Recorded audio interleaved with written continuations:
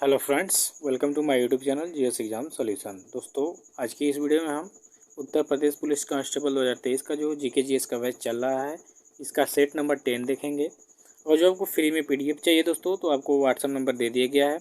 आप इस पर हाई लिख के अपना नाम लिखेंगे तो फ्री में आपको पीडीएफ दे दिया जाएगा और ग्रुप में ज्वाइन कर दिया जाएगा। ठीक है, तो जिसको भी वीडियो अच्छी लगे चैनल को सब्सक्राइब कर दीजिएगा दोस्तों, लाइक कर दीजिए। कमेंट नहीं करते हैं दोस्तों, कमेंट करिएगा ज़रूर आपको वीडियो कैसी लगी और कितने क्वेश्चन चाहिए, और क्वेश्चन और भी लाजवाब चाहिए तो बता दीजिएगा। ठीक है, तो आप कमेंट करके आपको बताना है। तो चलिए, जो भी हमारे साथ जुड़े हुए हैं उनका बहुत तहे दिल से स्वागत है। और आज के प्रश्नों को देखेंगे तो सबसे पहला प्रश्न है आपके सामने, उत्तर प्रदेश का क्षेत्रफल कितना है। तो दोस्तों, उत्तर प्रदेश का यहाँ पे क्षेत्रफल पूछा गया है, तो उत्तर प्रदेश का क्षेत्रफल कितना है। ठीक है, तो उत्तर प्रदेश का क्षेत्रफल है 2,40,928 वर्ग किलोमीटर। ठीक है, आपके जो क्वेश्चन में आता है कि उत्तर प्रदेश का क्षेत्रफल कितना है, 2,40,928 वर्ग किलोमीटर। आपके विकल्प में जो ए विकल्प दिख रहा है, इसका सही उत्तर हो जाएगा। अब इसके बारे में प्रमुख तथ्यों को देखेंगे कि उत्तर प्रदेश का क्षेत्रफल 2,40,928 वर्ग किलोमीटर है।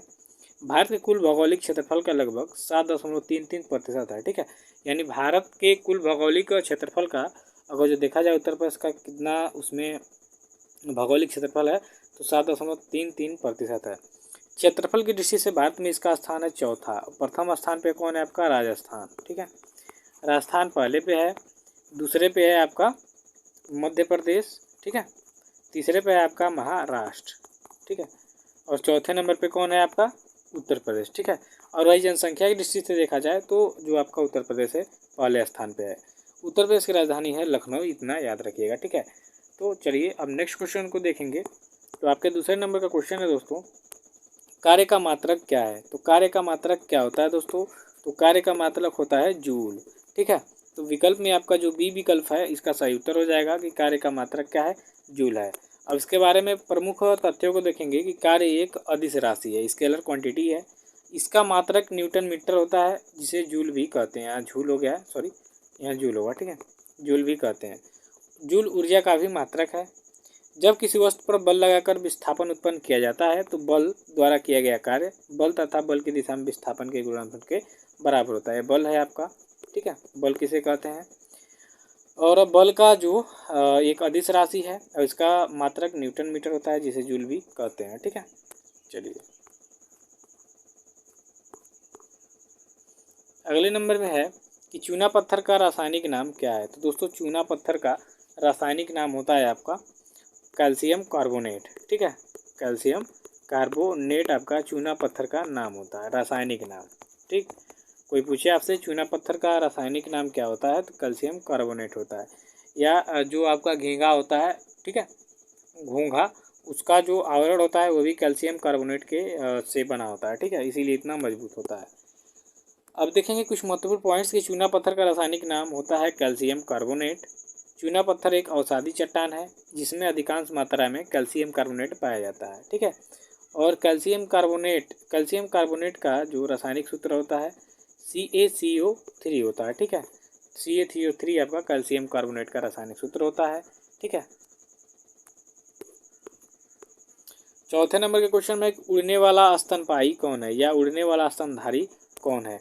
तो दोस्तों, उड़ने वाला जो स्तनपायी है वो आपका इसमें से है चमगादड़। ठीक है, चमगादड़ जो है, स्तनधारी मतलब दूध पिलाने वाले। ठीक है, तो स्तनपायी मतलब होता है जो दूध पिला सकते हैं। ठीक है, अपने बच्चों को स्तनपात कराते हैं। ठीक है, तो स्तनपायी या स्तनधारी इनमें से कौन है, तो चमगादड़ है। ठीक है, ये पक्षी है लेकिन ये पक्षी वर्ग में रखा नहीं है। चमगादड़ का सुनने एक जो है आपका स्तनधारी प्रणाली है जो पक्षी वर्ग में नहीं आता है। यह पूर्ण रूप से निशाचर प्राणी है। ठीक है, निशाचर प्राणी का मतलब रात में घूमने वाला। चमगादड़ जो होता है अपना जो शिकार है रात्रि में करता है, इसको रात्रि में दिखाई जाता है। ठीक है, ये जो है जब उड़ता है रात में तो ये तरंग छोड़ता है। ठीक है, जो तरंग होती है उसको छोड़ता है। जब इसके रास्ते में कोई चीज़ आती है, जब उसका तरंग से टक्कर होती है, तो ये अपना रास्ता बदल लेता है। ठीक है, चलिए अब नेक्स्ट क्वेश्चन है आपका 5वें नंबर में कि अधिकांश कीट श्वसन कैसे करते हैं। देखिए, जो कीट होते हैं, कीट, ठीक है, वो श्वसन अधिकांश कैसे करते हैं, तो उनमें वातक तंत्र होता है। वातक तंत्र से कीट जो होते हैं अपना श्वसन करते हैं। विकल्प आपका ये जो होगा राइट आंसर होगा। कुछ महत्वपूर्ण तथ्य देखेंगे इस सभी कीटों में श्वसन क्रिया होती है, जिसके दौरान वे ऑक्सीजन को शरीर के अंदर ग्रहण करते हैं और कार्बन डाइऑक्साइड को बाहर निकालते हैं, जैसे हम लोग करते हैं। ठीक है, O2 को अंदर लेते हैं और CO2 को बाहर करते हैं। इनमें श्वसन के लिए वायुनलियों या ट्रैकी का जाल बिछा रहता है, जिसे वातक तंत्र कहा जाता है। यह तंत्र बाहरी वायु को ग्रहण कर शरीर के प्रत्येक कोशिकाओं तक पहुंचाने में सहायता करता है। ठीक है, वातक तंत्र जो होता है ये क्या करता है, बाहर से जो वायु को ग्रहण करता है कीट, उसको शरीर के प्रत्येक कोशिकाओं तक पहुंचाने का कार्य करता है। ठीक है, उम्मीद कर रहा हूँ समझ रहे होंगे। अगले क्वेश्चन में है कि नौदा टोली का उत्खनन किसने किया था। तो दोस्तों नौदा टोली एक पुरातात्विक स्थल है। इसके जो खोज करता है या उत्खनन करता है वो आपके एच डी सांकलिया है। ठीक है, सांकलिया, इन्होंने नौदा टोली जो है इसके उत्खनन किया है। ये प्रोफेसर हैं। ठीक है, अब इनके बारे में थोड़ा सा कुछ तथ्य देखेंगे कि नौदा टोली मध्य प्रदेश का क्षेत्र है, जो उत्खनन दक्कन कॉलेज के पुणे के प्रोफेसर HD संकालिया ने किया था। यह स्थल इस महाद्वीप का सबसे विस्तृत उत्खनित ताम्रपथाड़ी ग्राम स्थल है। इसकी सर्वमान्य तिथि है 1600 ईसा पूर्व से 1300 ईसा पूर्व के मध्य निर्धारित की गई है। ठीक है, तो नौदा टोली आपके मध्य प्रदेश में स्थित है और इसके उत्खननकर्ता कौन है, आपके HD सांकलिया। ठीक है, याद रखिएगा, इसका सर्वमान्य तिथि इतना है। 7वें नंबर का प्रश्न देखिए कि दिल्ली के किस सुल्तान ने बेरोजगारों को रोजगार दिया था। ये क्वेश्चन इंपॉर्टेंट है, इंपॉर्टेंट कर लीजिएगा। ठीक है, कि दिल्ली के किस सुल्तान ने बेरोजगारों को रोजगार दिलवाया दोस्तों, तो वो व्यक्ति था फिरोज शाह तुगलक। फिरोज शाह तुगलक ने सबसे पहले बेरोजगारी की तरफ ध्यान दिया। अब देखेंगे कुछ महत्वपूर्ण पॉइंट्स। फिरोज शाह तुगलक ने बेरोजगारों के लिए एक दफ्तर, रोजगार दफ्तर खोल के मनुष्य के गुण एवं योग्यता की पूरी जांच पड़ताल के बाद यथासंभव अधिक से अधिक लोगों को नियुक्ति देकर उसे बेरोजगारी की समस्या को हल करने का प्रयास किया। ठीक है, ये है।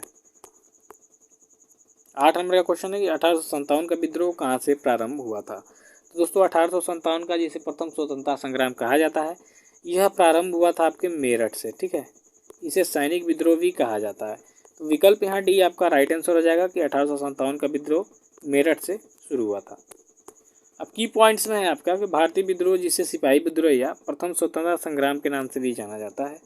ठीक है, 1857 में यह ब्रिटिश शासन के खिलाफ हुआ था। 1857 की जो क्रांति हुई थी यह अंग्रेजों के खिलाफ हुई थी, जिसमें दिल्ली से बहादुर शाह जफर ने इसका विरोध किया था, कानपुर से नाना साहब ने, लखनऊ से बेगम हजरत महल ने, झांसी से रानी लक्ष्मीबाई ने, जगदीशपुर से कुंवर सिंह ने जो बिहार पड़ता है, इलाहाबाद यानी प्रयागराज से आपके लियाकत अली ने इस स्वतंत्रता संग्राम का विरोध किया था। ठीक है, और ये सभी लोग इन जगहों के बहुत ही प्रमुख व्यक्ति थे। ठीक है, वहाँ के राजा थे। ठीक है, जैसे झांसी की रानी ने बहुत ही महत्वपूर्ण भूमिका निभाई थी, नाना साहब ने बहुत भूमिका निभाई थी। ठीक है, बहादुर शाह जफर उस समय भारत का मुगल सल्तनत का आखिरी शासक था। तो ये पूछता है कि 1857 की क्रांति में दिल्ली से किसने विरोध किया था। तो बहादुर शाह जफर ने, कानपुर से नाना साहब ने, लखनऊ से बेगम हजरत महल, झांसी से रानी लक्ष्मीबाई, जगदीशपुर से कुंवर सिंह, इलाहाबाद से लियाकत अली ने। ठीक है, आगे बढ़ेंगे तो अगले क्वेश्चन में है कि रामकृष्ण मिशन की स्थापना किसने किया था। ये मोस्ट इंपॉर्टेंट क्वेश्चन है दोस्तों आपके लिए। तो रामकृष्ण मिशन की स्थापना स्वामी विवेकानंद के द्वारा किया गया था। ठीक है, तो स्वामी विवेकानंद इसका राइट आंसर हो जाएगा, विकल्प में जो आपका ए दिख रहा है विकल्प। कुछ महत्वपूर्ण तथ्य देखेंगे कि रामकृष्ण मिशन की स्थापना स्वामी विवेकानंद ने 1897 में किया था। ब्रह्म समाज की स्थापना राजा राम मोहन राय ने किया था। वेद समाज केशव चंद्र सेन, आर्य समाज दयानंद सरस्वती ने, आत्मीय सभा जो है राजा राम मोहन राय ने, सत्यशोधक समाज ज्योतिबा फूले ने, इनका क्या किया था, ये लोग स्थापना किए थे। ठीक है, क्वेश्चन में आपके आता है कि ब्रह्म समाज की स्थापना किसने किया था। तो राजा राम मोहन राय ने। वेद समाज केशव चंद्र सेन ने। आर्य समाज की स्थापना किसने की थी, दयानंद सरस्वती ने। आत्मीय सभा आपके राजा राम मोहन राय ने ही। सत्यशोधक समाज जो है ज्योतिबा फूले ने। तो ये बहुत इंपॉर्टेंट है, आप इसको तैयार कर लीजिएगा। आगे बढ़ेंगे तो आगे है कि पोंग बांध किस नदी पर बनाया गया है। तो दोस्तों पोंग बांध आपके ब्यास नदी पर बनाया गया। ये इंपॉर्टेंट है, बांधों से क्वेश्चन आते हैं। ठीक है, तो विकल्प में आपका बी विकल्प सही होगा कि पोंग बांध आपका ब्यास नदी पर बनाया गया है। कुछ महत्वपूर्ण बांधों को भी देखेंगे। पोंग बांध आपके ब्यास नदी पर बनाया गया है। ब्यास परियोजना व्यास नदी पर बनाई गई है। हीराकुंड बांध आपके महानदी पे। सलाल परियोजना आपके चिनाब नदी पर स्थित है। माता टीला बांध आपके बेतवा नदी पर स्थित है। थीन बांध परियोजना आपके रावी नदी पर स्थित है। और ये बहुत इंपॉर्टेंट है, तो इसको इंपॉर्टेंट कर लीजिए। ठीक है, इसको पॉइंट टू दी नोटेट कर लीजिएगा। ठीक है, चलिए आगे क्वेश्चन को देखेंगे कि कौन सा जल डमरू मध्य ऑस्ट्रेलिया और तस्मानिया को पृथक करता है। तो इनमें से कौन सा जल डमरू मध्य जो है ऑस्ट्रेलिया और तस्मानिया का पृथक करता है तो है बांस जल डमरू मध्य, बांस जल डमरू मध्य, ठीक है। ये क्या करता है, ऑस्ट्रेलिया और तस्मानिया को पृथक करता है। तो विकल्प में आपका सी विकल्प राइट आंसर हो जाएगा। कुछ महत्वपूर्ण इसमें देखेंगे, तस्मानिया ऑस्ट्रेलिया का एक द्वीप राज्य है जो ऑस्ट्रेलियाई मुख्य भूमि के दक्षिण से 240 किलोमीटर दूर स्थित है और बांस जल डमरू मध्य से अलग है, ठीक है। वेरिंग जल डमरू मध्य किसके बीच है, तो अलास्का और रूस के बीच है। पाक जल डमरू मध्य किसके बीच है, भारत और श्रीलंका के बीच है। डोवर जल डमरू मध्य ब्रिटेन और फ्रांस के बीच में है। यह इंपॉर्टेंट है, आपके एग्जाम में आता है। अब 12 नंबर का क्वेश्चन देखिए कि मूल संविधान में कितनी अनुसूचियाँ थी। तो जब संविधान बना था उस समय भारतीय संविधान में अनुसूचियों की संख्या थी 8 थी, ठीक है, लेकिन वर्तमान में क्या हो गई है 12। तो मूल संविधान में कुल 8 अनुसूचियाँ थी और वर्तमान में है 12 अनुसूचियाँ, ठीक है। तो इसका राइट आंसर विकल्प डी हो जाएगा कि मूल संविधान में 8 अनुसूचियाँ थी। 13 नंबर के क्वेश्चन में स्कर्वी रोग किस विटामिन के कमी से होता है। तो दोस्तों स्कर्वी रोग जो होता है विटामिन सी के कमी से होता है, ठीक है। तो विटामिन सी इसका क्या हो जाएगा, राइट आंसर हो जाएगा कि स्कर्वी रोग विटामिन सी की कमी से होता है। कुछ महत्वपूर्ण इसके की पॉइंट्स देखेंगे कि स्कर्वी रोग विटामिन सी की कमी से होता है। इसका रासायनिक नाम एस्कॉर्बिक एसिड होता है। इसके प्रमुख स्रोत हैं आंवला, संतरा, इमली और खट्टे फल, जिसमें आंवला इसका प्रमुख स्रोत है। जैसे आपका पूछता है कि विटामिन सी का प्रमुख स्रोत क्या है, दोस्तों आंवला है, ठीक है। और इसका रासायनिक नाम क्या है, स्कॉर्बिक एसिड है। और स्कर्वी रोग जो होता है आपके मसूड़े से खून आता है, ठीक है, तो आपके विटामिन सी से होता है, कमी से होता है। 14 नंबर के क्वेश्चन को देखिए, करंट अफेयर्स है। सैफ चैंपियनशिप 2023 का खिताब भारत ने किस टीम को हराकर जीता। तो सैफ चैंपियनशिप 2023 का जो खिताब है भारत ने कुवैत को हरा के जीता था। ये बहुत इंपॉर्टेंट है, आपके एग्जाम में आ सकता है, याद रखिएगा। चलिए इसके बारे में कुछ इंपॉर्टेंट तथ्यों को देखेंगे कि सुनील छेत्री की अगुवाई वाली टीम जो है इसने सैफ चैंपियनशिप कप जो है नामक बड़ा फुटबॉल टूर्नामेंट जीता है। यह जीत बेहद खास थी क्योंकि ये 9वीं बार था जब भारत ने यह टूर्नामेंट जीता था। यानी सैफ जो चैंपियनशिप है इसको भारत ने 9 बार जीता है।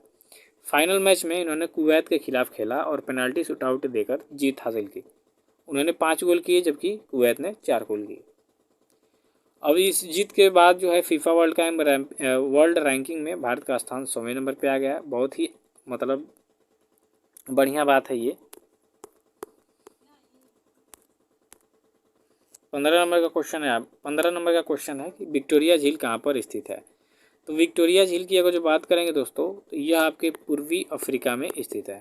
तो इसका राइट आंसर हो जाएगा विकल्प सी कि विक्टोरिया झील आपके पूर्वी अफ्रीका में स्थित है। तो विकल्प इसका सी राइट आंसर हो जाएगा। कुछ महत्वपूर्ण टॉपिक्स को की पॉइंट्स को देखेंगे कि विक्टोरिया झील आपके पूर्वी अफ्रीका में स्थित है, सुपरिया झील आपके अमेरिका में स्थित है, बैकाल झील आपके रूस में स्थित है, रेंडियर झील आपके कनाडा में स्थित है, कैस्पियन सागर झील रूस में और आयर्स झील जो है ऑस्ट्रेलिया में स्थित है। तो यह रहे कुछ इंपॉर्टेंट झीलें जो आपके एग्जाम में पूछते हैं। इसको आप क्या करिएगा, पॉइंट को नोट कर लीजिएगा, ठीक है। तो आज के वीडियो में बस इतना ही। कमेंट करके आप बताइएगा आपको वीडियो कैसी लगी, ठीक है। धन्यवाद।